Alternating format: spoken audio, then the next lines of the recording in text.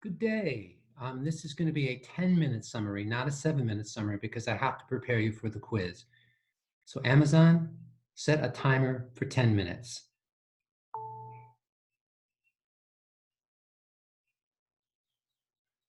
Amazon, set a timer for 10 minutes. Second timer, 10 minutes, starting now. Do you want to name this timer? No. Okay, let's get to work. All right, so we're going to first look at the quiz that's coming up.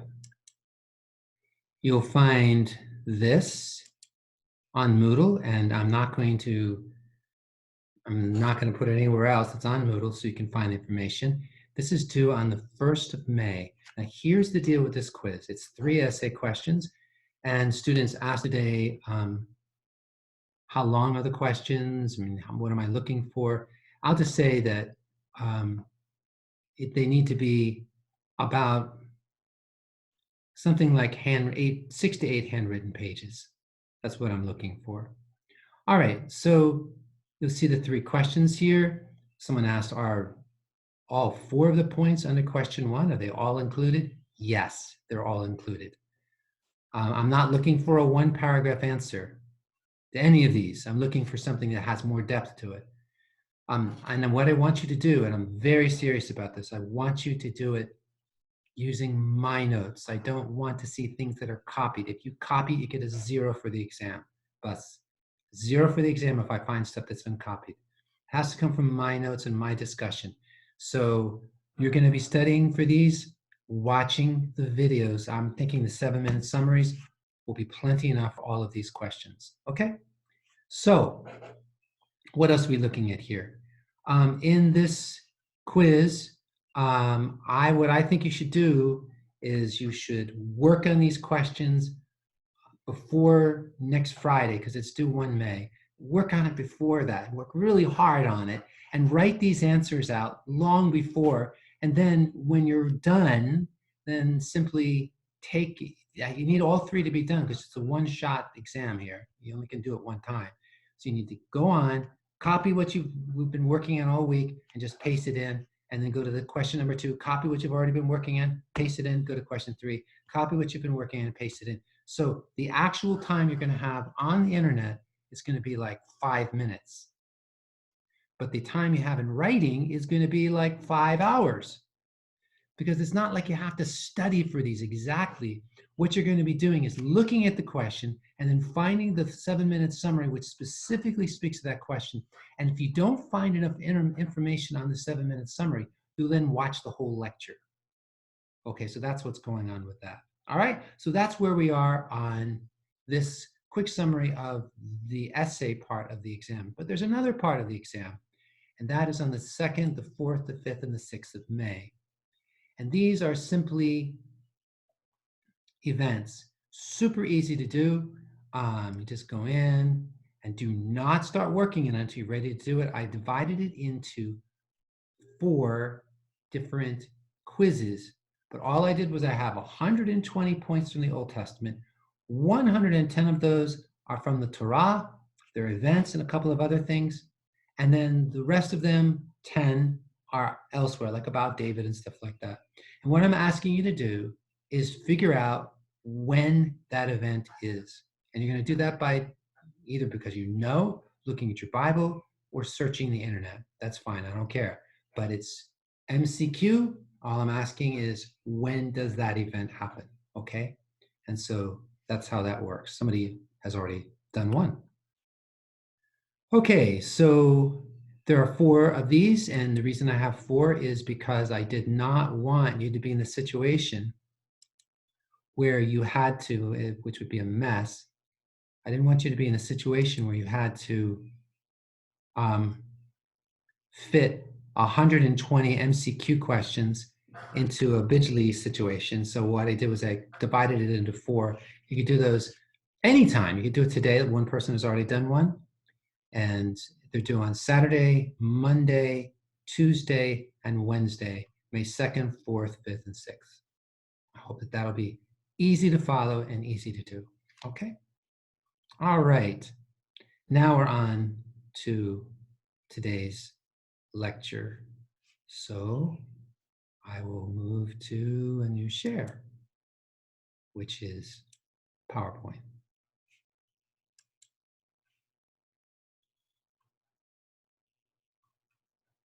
Okay, the book of Numbers, this is a quick overview of Numbers.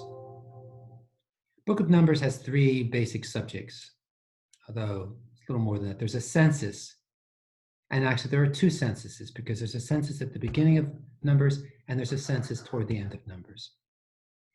And that's because one is done in the first year after they escaped from Egypt, and the last one is done in the 40th year after they escaped from Egypt. Numbers 5 and 6 is various laws dealing with issues that come up while they're living in the wilderness. 7 through 9, setting up the tent of meeting and other laws, including donations for the building of the tent of meeting and other laws as well. And then Numbers 10 through 36, stories about what happened along the journey in the wilderness. Okay, now we're just going to look at the stories and just very quickly. When you look at the stories of what happened in the book of Numbers, it's one tragedy after another tragedy after another tragedy. People complain about the journey. God brings fire. The people complain about the food, manna. God brings quail. Aaron and Miriam are Moses' brother and sister. They want to share Moses' glory, and God gives Miriam leprosy because Moses is the only one who is going to be the prophet among them. 12 spies bring a bad report about Canaan. The people rebel against Moses and Aaron at the spies' report. We've already talked about that. Korah's demand to be on equal status as one of the sons of Aaron. And that's a big mess where lots of people die. It's just a really big mess. And then Aaron's staff buds proving he's the correct priest. And then various important laws. All of this is the early part of the journey.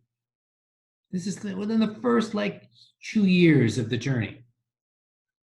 And everything changes here when the people rebel against Moses and Aaron at the spies' report, because then God says, everyone who is 20 years old or older is going to die in the wilderness except for Moses and Caleb and Joshua and Aaron.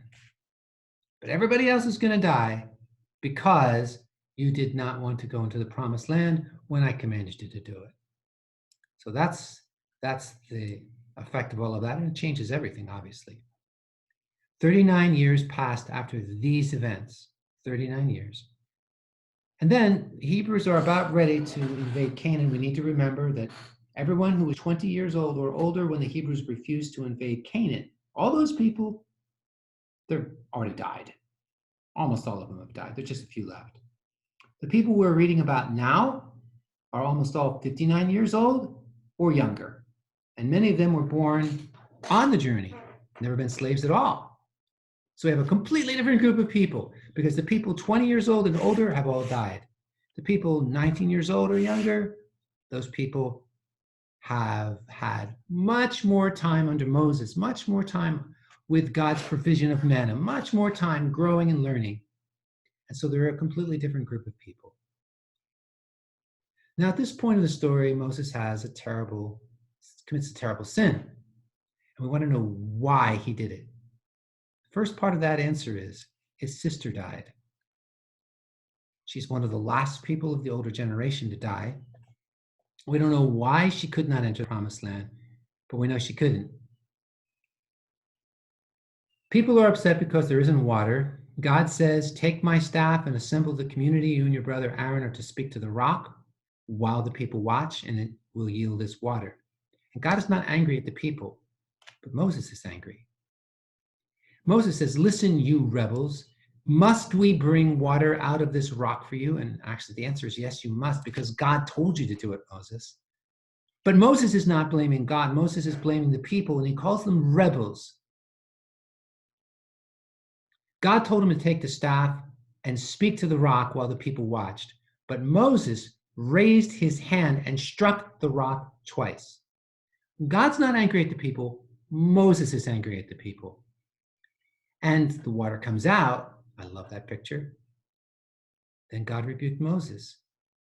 God said, because you did not trust me enough to show me as holy before the Israelites. Therefore, you will not bring this community into the land I have given them.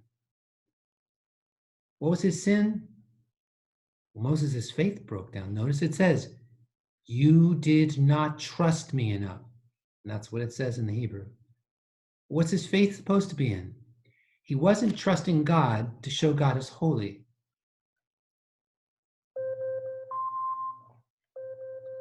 Okay, so I'm just going to finish this up.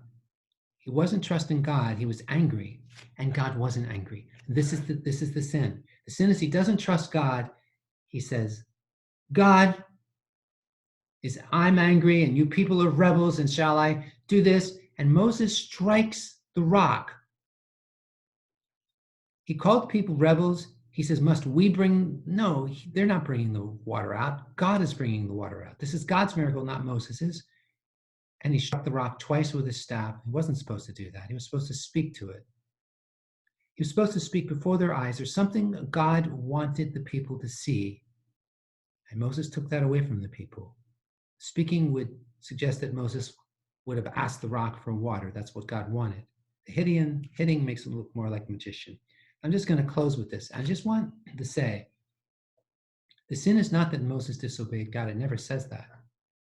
It says that Moses didn't have faith in God to treat God as holy, to show to the people that God is holy.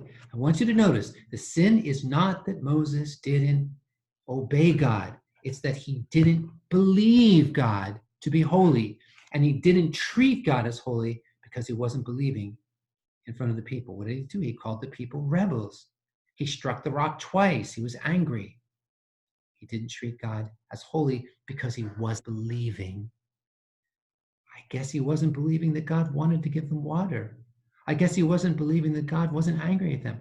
I guess what he was really not believing is that God's business is God's business. God's water is God's water. God's miracle is God's miracle. It's not my miracle. It's not my miracle. It's God's. And so I need to back off and let God be God. I think that's what it means. He wasn't trusting God, and he wasn't treating God as holy in front of the people. Okay. Hope you have a great weekend, if it's going to be a weekend for you, and God bless you all. And I'm just going to say goodbye.